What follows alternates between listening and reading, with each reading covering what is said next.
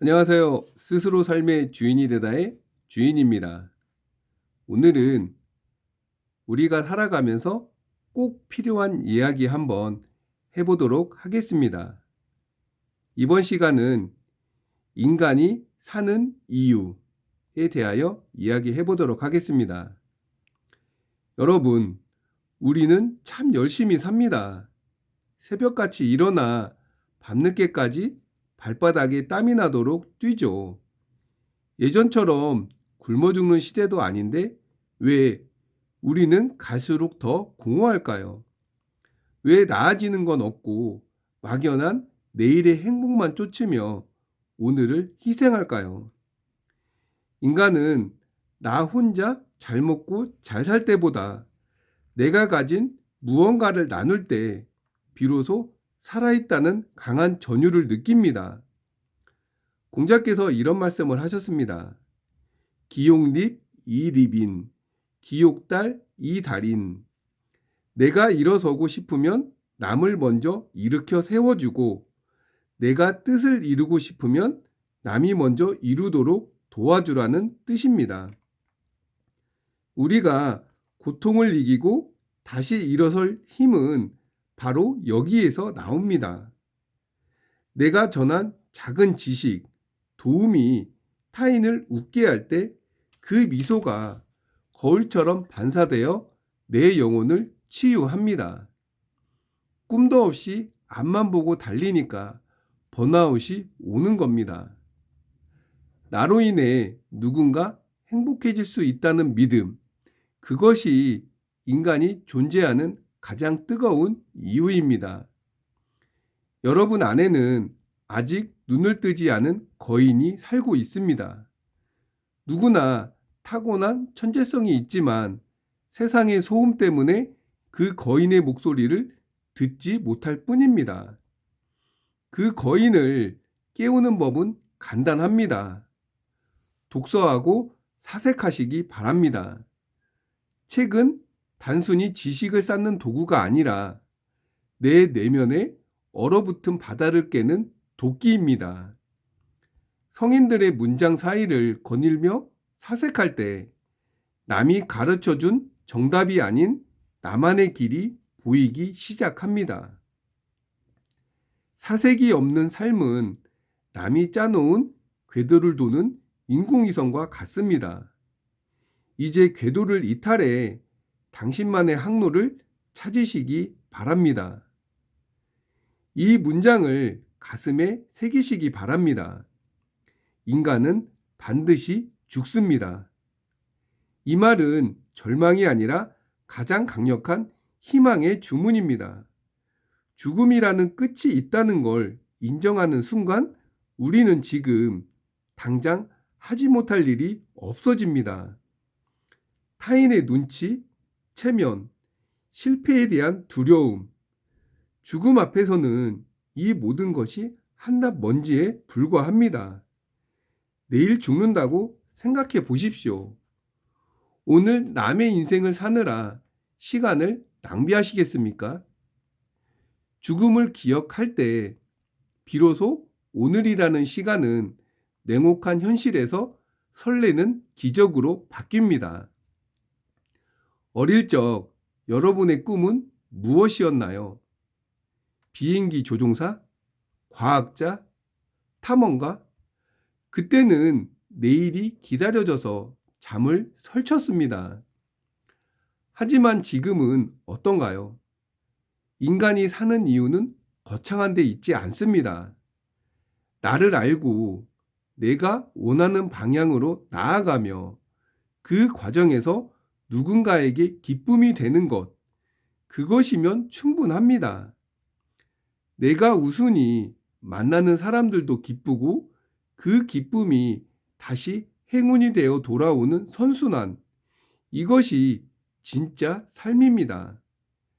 매일 아침 눈을 뜰 때 오늘 누굴 행복하게 해줄까? 라는 설렘으로 시작하면 됩니다.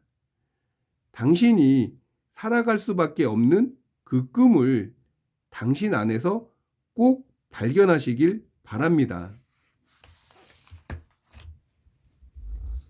그럼 손자병법 군쟁편 1. 일단 교전하면 생각나지 않는다. 시작하겠습니다. 손자왈, 보명 병지법, 장수명 우군, 학군 취중, 교화 이사, 망난 우군쟁. 손자가 말했다. 무릇 용병의 절차는 장군이 군주로부터 명을 받아 병조를 합하고 민중을 모아 적과 대치하여 병영을 구축하고 주둔하는데 양쪽 군대가 승리를 다투는 것보다 어려운 일은 없다. 군쟁에 대해 조조는 이렇게 해설했다.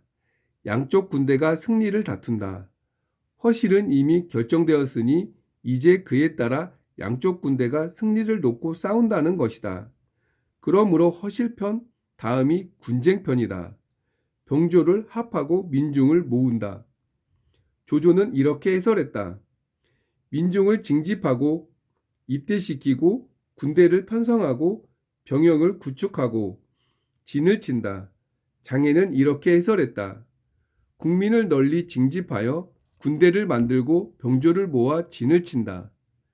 전 국민을 동원하고 군의를 징집하고 군대를 조직하여 출전하는 것이다. 적과 대치하여 병영을 구축하고 주둔한다. 적군과 대치하여 병영을 구축하게 된다. 조조는 이렇게 해설했다. 병영의 정문을 화문이라 한다. 좌우 양측의 문을 기문이라 한다. 전고로 엮어 만든 병영의 문을 원문이라 한다. 사람을 둘러 세워 호위하는 문을 인문이라 한다. 양쪽 군대가 마주보고 진을 치는 것을 교화라고 한다. 독자들은 여포가 원문에서 150보 떨어진 장군 막사에서 활을 쏘아 창날의 격가지를 명주시킨 이야기, 이른바 원문사극의 고사를 기억할 것이다. 조조의 해설로 보자면 병영의 문을 모두 원문이라 하지 않고 전거로 엮어 만든 문만을 원문이라 한다. 또한 병영의 정문을 일러 화문이라 한다. 그러니 위 구절 교화 이사는 적과 마주대하여 병영을 구축하고 주둔한다는 뜻이다. 이와 같은 일련의 과정과 작업에 대해 하씨는 아래와 같이 논평했다. 마주보고 진을 치고 교전을 준비하고 승리를 쟁취하려고 하는데 이는 장군에게 어려운 일이다. 양쪽 군대가 승리를 다투는 것보다 어려운 일은 없다. 조조는 이렇게 해설했다. 처음 군주의 명을 받을 때부터 적군과 정면으로 대치하기까지 양쪽 군대가 승리를 다투는 일이 어렵다. 매우시는 이렇게 해설했다. 군주의 명을 받아 이 단계까지 이르는 것이 가장 어렵다. 장애는 이렇게 해설했다. 적과 마주대하여 승리를 다투는 것이 세상에서 가장 어려운 일이다. 전쟁을 준비하는 과정이 어렵다는 것인지 막상 교전하여 승리를 다투는 일이 어렵다는 것인지 각기 다르게 해설했지만 이구동성으로 말하고 있지 않은가? 전쟁은 힘들고 어렵다고. 회고해보자.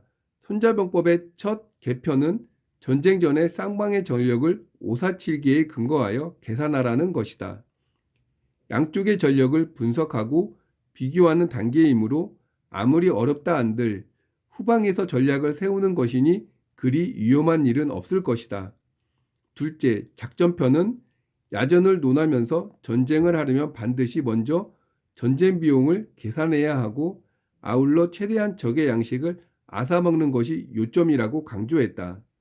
셋째, 모공편은 공성인데 말하자면 적의 성이나 요새를 어떻게 칠 것인가를 논했다. 전쟁을 하기 전에 먼저 이해력시를 계산하고 승산이 서면 출전하여 들판에서 싸우고 이어서 성이나 요새를 공격하라는 것이다.